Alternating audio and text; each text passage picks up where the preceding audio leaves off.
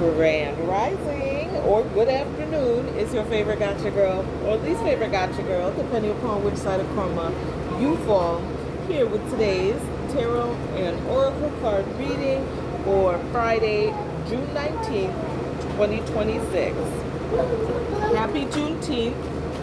I just want y'all to know, y'all, please, I'm filming. Go that way. Please go play. Please go play, and the distractions start already. Thank you.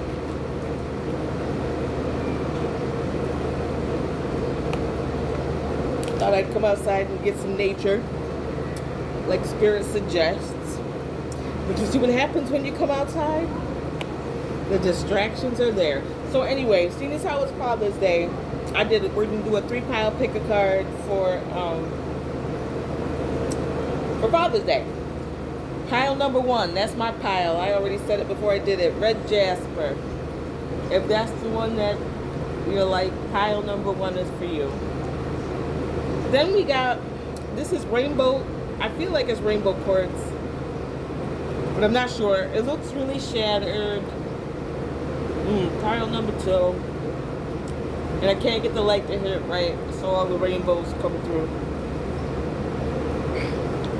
But anyway, pile number 3, what is this? Pink rose quartz? Yeah. I gotta get back on my crystal stuff, y'all. Gotta get back on my crystal stuff, y'all. One thing at a time. I can't see. It's too bright out here.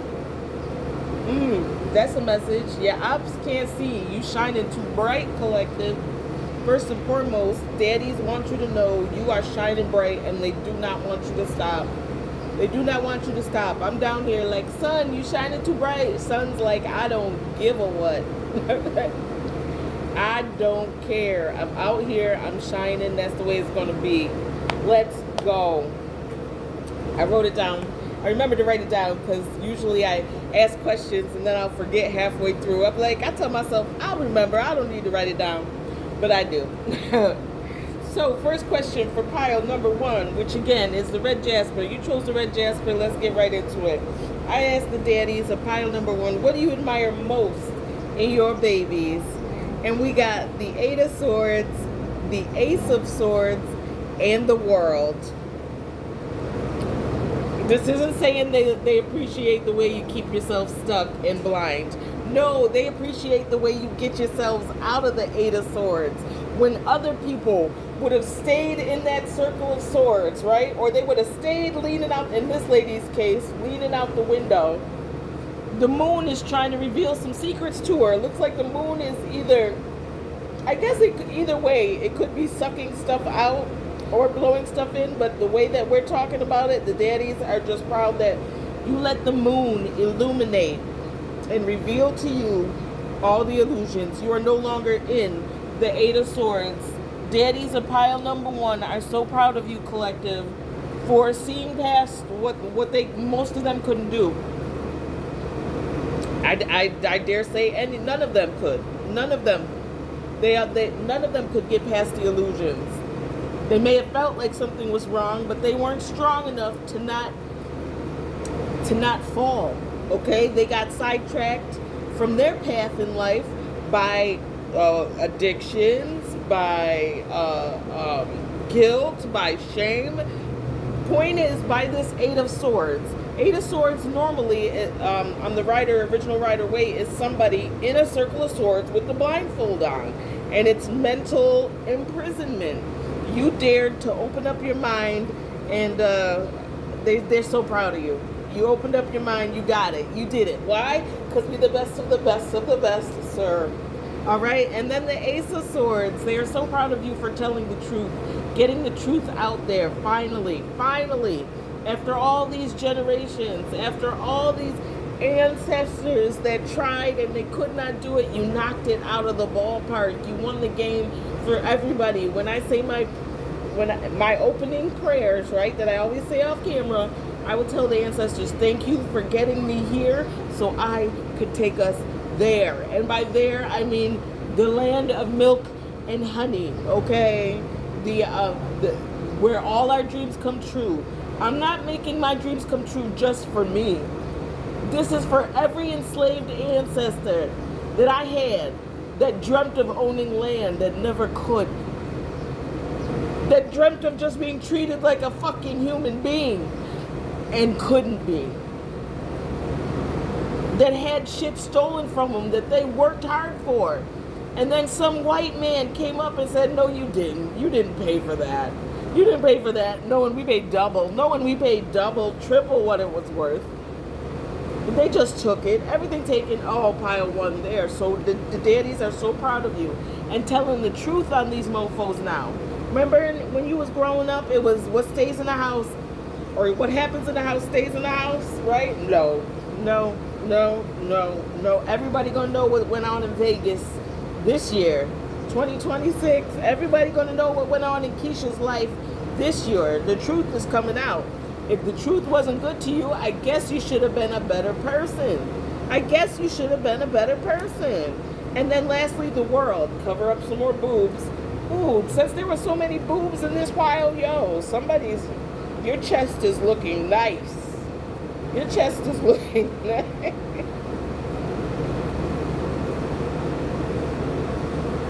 That was from me, not the daddies, okay?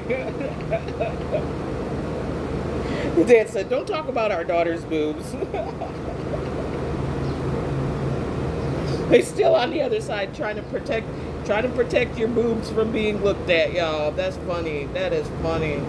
Anyway, anywho, the world is yours. The cycle. You ended the cycle. That's what they are proudest of you for. Seeing past the illusions, breaking this generational trauma, saying no more, saying that this is the lifetime where we finally get what we deserve, what we worked for, what we loved for, what we survived for. Everything we worked for is coming. It is coming, and they are so proud of you. The next question I asked was, what are you assisting them with on the spiritual side? What are you most assisting them with? I asked for 3, but they threw out 4. If they throw out some cards, I'm taking them. You know, there's a lot of daddies in here who got some stuff to say. Oh, and I know I forgot to mention it. This is specifically for passed over fathers. This is for fathers on the other side, okay? We love the fathers that are still here, but I wanted to give a voice to the ones who have passed on, because I miss my daddy every Father's Day. All right? And I know he's here, but he's here, but not here. But here, but not here. But he's here. So anyway, what they're helping with you most, look, first one they threw out was 4 of Wands, your happy ending, your stability, if you desire a relationship, a loving, that's what they helping you with. I know my daddy's helping me with that. I know he is. And your victory over everything, over the people who tried to stop you, over the people who tried to get you to stop yourself. They're helping you, look, Wands energy, all these Wands are helping you reignite your passion, your flame, your desire, your get up and go. You know what I'm saying? We about to go. Everything's coming true. If anybody's had a problem in the libido department, I promise you that ain't about to be a problem no more. And they're gonna help you with your finances. You won't have to hold on so tight to the little pentacles that you have. You can let it go, okay? You can let it go. More will come in. You can spend it, more will come in. Okay? All right. You got it. You got this. And then I said, what traits in them do you brag about to the souls on the other side? So I'm saying, as they sitting over there with all the other daddies, what are they bragging about as they sitting around having a round of beers, around the cold ones up there, right? Up top. What are they talking about? Well, for you, pile one, they bragging about how you listen. Hannah, she who listens, understanding, witness, compassion. You listen to them first and foremost. There are so many people who walk around here and they talk about, you know what I mean, I miss this person, I miss that person. I remember when my grandmother said, don't bring me flowers when I'm dead, bring me flowers when I'm alive so I can see them, so I can smell them, so I can enjoy them. When I'm dead, Don't worry about when I'm dead. But the fact that you haven't forgotten, the fact that they have transitioned, the fact that they are no longer here physically in their physical vessel, and yet, collective, we're the collective that every day I talk to my, even if it's just a sentence, I say something to the ancestors. Good morning, Graham. Morning, Dad. I'll be going about my day. I'll see something crazy. Dad, you just see that? Did you see that? Mm-hmm. And when they tell you stuff, when they tell you that person ain't no good for you, when you dream about grandma and she says, hey, look, this person is a little bit shady. You know what I'm saying? You listen. That's what them daddies are up there. That's what them daddies are up there. When daddy tells you that boy ain't no good for you, yeah, you might cry. Yeah, you might, you know what I mean? It might even take you a minute. He might have to tell you 2 or 3 times, but eventually you listen before it completely drags you under. The daddies brag about how persistent you are. Jocelyn, she who persists, perspective, defiant, persistent, for real. For real, you have to be cut from a different cloth. You have to be the one, right? What do they say? The squeaky wheel gets the grease, right? You gotta speak up, and that's what we are doing. We are just goes with that sword of truth. We're telling the truth, our truth. Okay, we're telling what happened to us. We're being examples for other people to follow, mentors, teachers, and you never gave up. Everybody else quit. Everybody else got addicted to drugs or alcohol. Everybody else hides their true feelings behind fake funky marriages. Everybody else finds some other way to numb the pain and not face it, but you did not. You persisted. In spite of it all, you persisted, and you are going to continue to persist. And last but not least, it says, she who is wild, sauvage, which means, I feel like that's the word savage, untamed, wild, mysterious. They love that about you. They love that you're a girl that misbehaves. I don't know which lady it was who said it. I feel like it was Marilyn Monroe or Eartha Kitt. Something about well-behaved women don't make history, or some junk like that. They love that about you, that you are a wild, untamed woman, that you will not be. You will not let them put that collar on you, okay? You're going to be wild. You're going to be free. I haven't worn a bra. Back to the boobs dance. Sorry. I haven't worn a bra in, 2-3 years? Oh, I'm loving it. I'm loving it. I wish every woman in America would just take your bra off. Just take it off and throw it in the garbage, y'all. We don't need them. The Tatas have never been happier. I have never been happier. We are free. And I saw one of my YouTubers yesterday. What is it? I think it's the Knitting Cult lady, and she was talking about bras and whatnot. But what she basically said at the end was, she said, you know why insecure men don't want women to take their bras off or whatever? She said, because it's my firm belief that you can't say shit to a woman with her tits out. She was talking about how white European men have gone all around the world telling basically black and brown women, put your tits away. That's too much power. There's too much power. You you can't say shit to a woman with her tits out. Yeah, I like that. Anyway, they love that about you, all right? They said stay that way. Don't let nobody tell you how it's going to be. Only you can do that. And then I said, what messages of love do you have for them? All right, so these daddies want you to know that time alone or in nature will help you recharge. These daddies want you to know that if you are in a relationship and you've been thinking about giving it a second chance, and I'm not talking about the people who are clearly in relationships with red flaggers, okay? If they're beating you in any way, if they're controlling you in any way, they don't deserve a second fucking chance. But somebody here does. You got to use your discernment, people. It says this relationship deserves a second chance. Then it says obstacles. Unhealed wounds are blocking forward movement. They want you to block those wounds. They understand that they may be the cause of some of those wounds, and they apologize. but you can get it together. They believe in you. You're persistent, you're strong, you're wild, you're savage, you're free. All right? And it says an external party is intruding on this relationship. So again, if you're in a relationship, there's some external forces they just want you to be aware of. Don't let them ruin everything for you. And pile one, I hope that was helpful for you. All right? I know it was helpful for me. Thank you, Daddy. Thank you, other daddies. Oh, and before I forget, really quick, if your father was named Clay, Clayton, anything along those lines, I'm even hearing Dre or Drayton. Could be a last name. But that's extra confirmation that pile one was your pile. Sorry about that. Okay.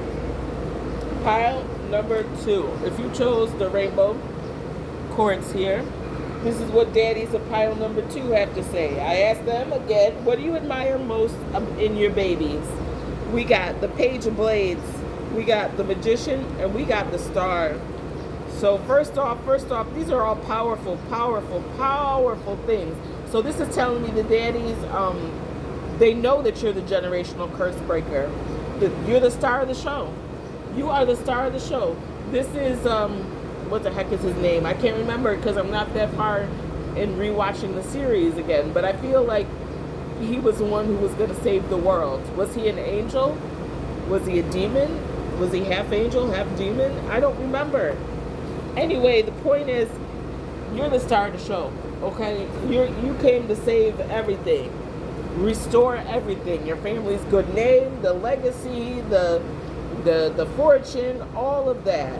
We got the Page of Blades, which is like the Page of Swords.